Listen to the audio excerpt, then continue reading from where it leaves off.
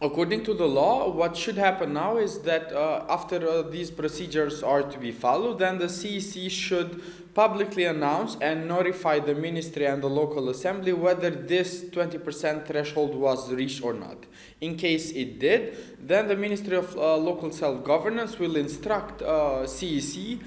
to conduct a voting process, which will be set up within a time frame usually up to 2 months, in which citizens of these four municipalities, specifically depending on the number of citizens that initiated the request, will be asked whether they are in favor or against dismissing their respective current mayors.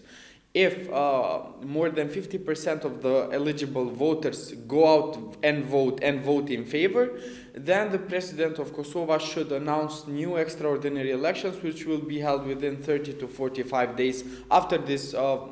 let's say, procedures take place. However, by knowing these administrative delays that might happen, I don't think it is expected or reasonable to think that new elections will be held at least by end of February or beginning of March, by knowing that usually the procedures for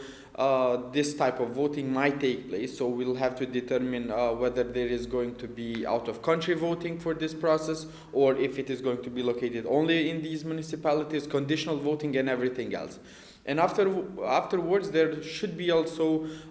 judicial procedures as well, in case someone complains whether they were not counted properly, or other parts which have not been regulated. And CC, unfortunately, even by now, hasn't adopted new, let's say, electoral regulations, which should foresee what type of electoral activities should take place and which should not.